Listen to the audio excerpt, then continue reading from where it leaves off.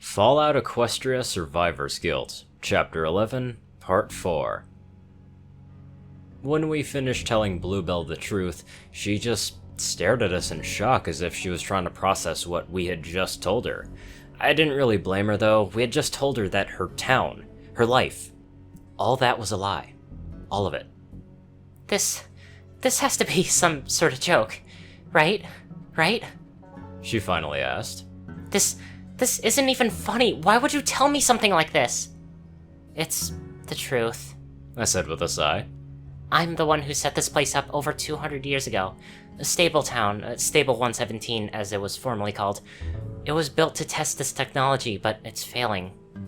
Though, don't get me wrong, we can still repair it and make it work again, but we'll have to shut it down for a few hours to do so. And what, you expect us to just keep going about our normal day until you do that? The head of the police force asked. How do we really know that you're not behind all the disappearances? We just arrived in town yesterday, Cherry pointed out. We come from the outside main gate. Outward things are a lot different than they are in here. I promise you, this isn't even a trick. Repairing the system, it will be easy. We can do it even at night when every pony will be asleep, if that will help. Ark suggested. That might at least keep every pony from panicking. There was a long pause as they considered what we were suggesting. The mayor sighed a moment and nodded in agreement. Okay. Alright, do it tonight, she said. But myself and Gearframe have to be with you at all times while you work on it. Alright, we can do that, Ark said, and I nodded. I promise, we'll get Stabletown back to normal before the night is over, and maybe, if we get lucky, it'll even stop the disappearances as well. Alright, thank you. Just be careful, okay? Bluebell said with a nod. Thank you for your help. All of you, thank you. Oh, you're welcome, I said with a smile. I promise. We'll make sure that Stabletown survives this.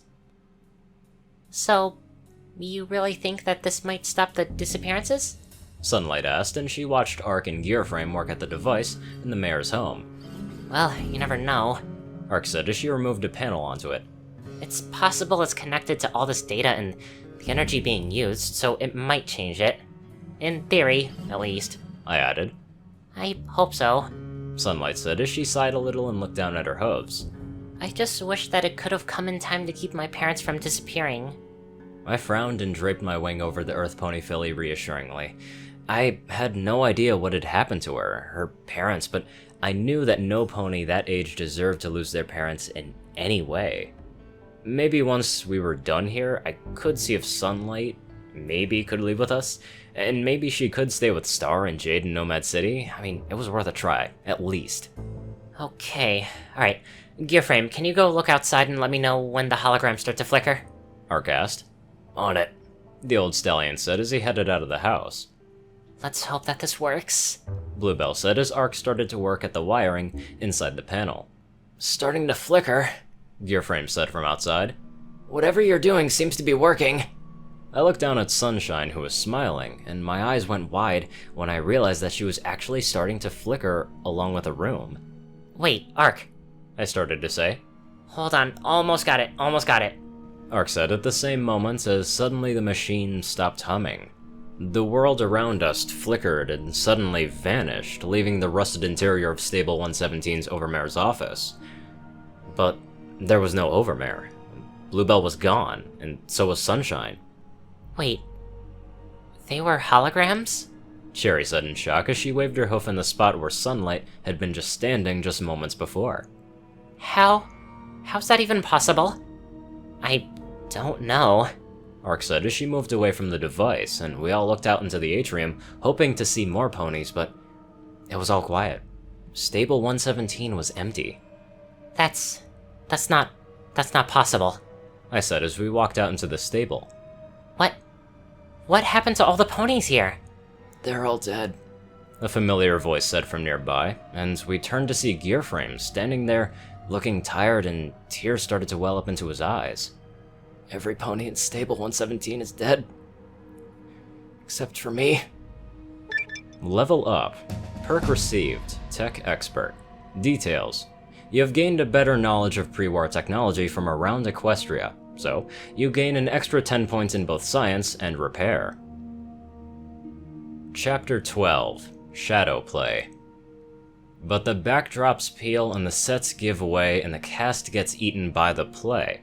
There's a murderer at the Manatee, there are dead men in the aisles, and the patrons and actors too are uncertain if the show is through, and with sidelong looks await their cue, but the frozen mask just smiles.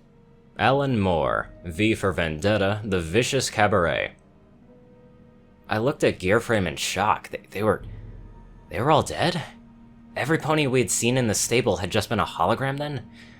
Something about this felt weird. What happened to every pony in the stable? Star was the first to find her voice, as every time I tried to say something, just nothing came out. What happened here? There was an accident 30 years ago, Gearframe said with a sigh. I was still young back then, and part of the maintenance team. We all fought to try and stop it from happening, but the entire stable was flooded with poison gas, except the room we were in. The other ponies, they couldn't take it anymore, and they just walked out into the gas. I lost them. My wife, my daughter, every pony I'd ever known in that accident.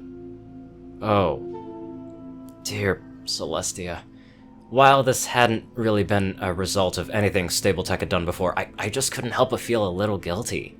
Stable 117 had lost every pony in it, save for one stallion. I see. Then you vented the gas and used the holograms to recreate the ponies. I said with a frown. So that must be why the system is glitching out. That kind of processing power must take a heavy toll onto the computer. That was the only thing I could do. Gearframe said with a shake of his head. I didn't want to die like the others, but I didn't want to spend the rest of my life in a dead stable either. Leaving wasn't much of an option, so I did what I had to do in order to keep Stable 117's memory alive. I understand, I said as I placed a hoof onto his shoulder. I lost every pony that was close to me in the apocalypse that put your ancestors in the stable. If I could do something to see them one more time, I would have done the same. Gearframe looked at me for a long moment and nodded. Thank you, Scootaloo. That really means a lot, he said with a weak smile. I don't know what to do now, though. Is there even any point in continuing the illusion? I thought for a long moment. Something was starting to bug me about the simulation, and then it hit me. Sunshine. So, was she born before or after you programmed the holograms to recreate them? After. Honeydew was only 13 when the accident happened, Gearframe said. The computer combined the traits of her parents, both genetically and in the terms of personality, to create her and the other foals. I nodded. There was only one thing we could do now, and I looked at Ark. Ark, were you telling the truth when you said you could get the system to work again, right? Yeah, it'll take a bit longer to compensate for the computing power required, but it's doable, she said with a nod. I'll need some help, but we can get it done. You really would do that? Gearframe asked as he looked at me in astonishment.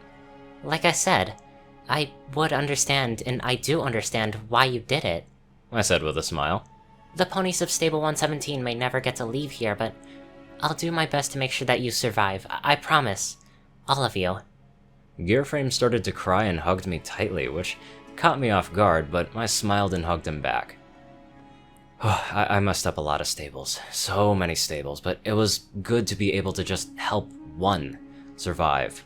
Besides, who are we to say what constituted life? The ponies of the stable were alive as far as I was concerned, even if they were holograms.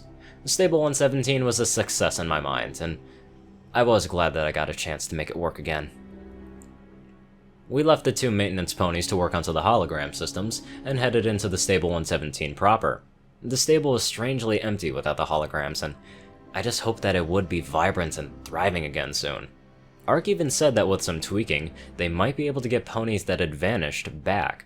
They just have to replace the power supply and increase the computing power, which is why we were looking into the stable in hopes of finding something to help boost the power. So, did any of you know that this was the case at all? Cherry asked as she looked in between us. No, I I had no idea. I said with a shake of my head. I suspected that because of the vanishings, but I just couldn't prove it. Star said with a shrug. Especially after we didn't find any pony onto the other side of the holograms. Yeah, I will admit that was pretty odd. Cherry said as we looked into one of the empty-looking quarters. Still, they felt so real. I didn't expect them to be just holograms. I know what you mean, Cherry. I said as I put a wing over my friend. Ponies deal with losses in many, many different ways. Gearframe, he just wanted some piece of his life to survive, and like I said, I understand that. Would you have done the same with your friends and family if you had the technology, Scootaloo? I paused. What would have I done if I recreated Rainbow Dash with holograms, Apple Bloom, or even Sweetie Belle? Most of all, would I have done it? Could I have done it, or would it just have been hollow because I knew that they weren't the real thing? I honestly had no idea. As much as I missed them, well, I didn't know if I could keep that up, that lie, forever. Honestly, Cherry, I don't know. I finally admitted to the Earth Pony. You saw what happened in 122 with the clones of the Ministry Mares. Would I be any better than whoever created them? Would I be selfish if I wanted to spend the rest of my life like that? Honestly, I don't know, but I do know that I want to help Equestria right now more than anything. I helped create this mess, and this is my chance to set it right again. Cherry smiled and gave me a quick peck on the cheek. That's what I wanted to hear, Scootaloo. I know that you would have said something like that, and honestly, I couldn't have been any happier. I smiled a little at that, and I didn't even care that she'd kissed me. Cherry was right, and I still had a job to do. Stable 117 was just another part of that job. So, I have a question. Star says we checked another room. So, the Enclave, right? They seem to be after something in these stables, correct? That's why you checked the Overmare's terminal? Yeah, that's right. Just don't ask what it is, I'd rather keep that secret. I won't pry. I understand secrets. Star said with a nod. But I do have to wonder why don't you just remove the keys from the terminal so they don't get their hooves on them? Well, I wish it was that simple. I said with a sigh. The keys, they're part of a special encryption that's connected between some of the stables. So, if one key is removed, it unlocks that part of the encryption. Well, that figures. Star said with a sigh. So then, we just have to stop the Enclave from getting the rest of the keys. That's easier said than done. Cherry said with a sigh. Some stables will just let them in and take what they want in exchange for whatever they can give the stable. That's what happened in 48 after all.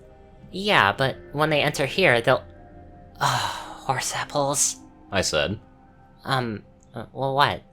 If they come in here while the holograms are down, they'll just take the key, no negotiations. I said, and Star's eyes went wide. Yeah. Okay, that's a big problem. Right now, let's just hope that we can deal with it. Let's hope. Hope we can find something to get the systems working again. Star said as we headed into the maintenance wing. It took some searching, most of the maintenance wing, but we finally found what we were looking for. Apparently, Rebronco had thought ahead of that, enough to keep some of the stores of equipment into a storage room. The only problem was just finding it. Ark and Gearframe got back to work on repairing the device, and we headed into the Overmare's quarters to get some rest for the night. I watched as Star started to detach her cybernetic wing. What happened? I asked the mare. She wiggled the stub where her wing had once been, a little.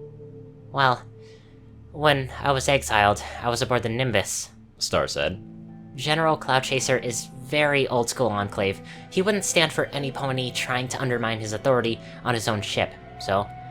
Well, after branding me, he paralyzed my wings so I couldn't fly, and had me thrown off the Nimbus while I was in the air. When I hit the ground, it mangled my wing beyond repair. I cringed a little at the thought of that. I couldn't imagine what that would be like if I had lost my wing like that. Even if I couldn't fly, it was still like losing a limb. I wouldn't wish that on my worst enemy, at all. So, then how did you get that wing? Cherry asked as she nodded to the metallic wing. Nomad City, Star said with a light smile. There happened to be a scouting party in the area that found me and, well, they brought me there. The pilot of the Vertibus carried me on her back to the hospital and arranged for cybernetics experts to build me a new wing. She sounds nice, I said. So, where is she now?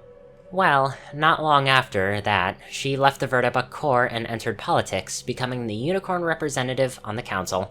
Stor said with a smirk. Oh, yeah, that explained a lot. Then, after a year I was found, she married me. Wow, that's quite the story. I said with a smile as I remembered Jade, and I had no idea that she had done that for Star. Well, I'm glad that everything worked out for you in the end. You're lucky. Very lucky. Well, except for having to deal with the politics side of things. Star chuckled. But, yeah. I have a good family who loves me, and I've been able to make my home on Nomad City. It hasn't really been easy, especially with the Enclave coming back like this, but I'm managing. She yawned and laid back onto the couch and pulled up the covers we had found before falling asleep. I laid down next to Cherry and gave her a light smile as I draped my wing over the mare. Do you really think that the Enclave will come here? She asked me. Well, if they want the key, they're gonna come here. They just have to find it first. I said with a sigh. I don't really like the idea of them coming here either, but we don't really have any other way of stopping them. Unless what? Unless we can use the holograms to our advantage. I said thoughtfully. It will be tricky, but we might be able to use the holograms to fight against the Enclave. Maybe. It would be nice if we could make it work. Cherry said as she snuggled up to me. Scootaloo, it's not hard for you to be this close to me, is it? I mean, because of your family, and, I paused a little. You know, I had to admit that it wasn't always easy. I hadn't been this close to another pony since I had lost Skywalker. The thing, though, was that it felt...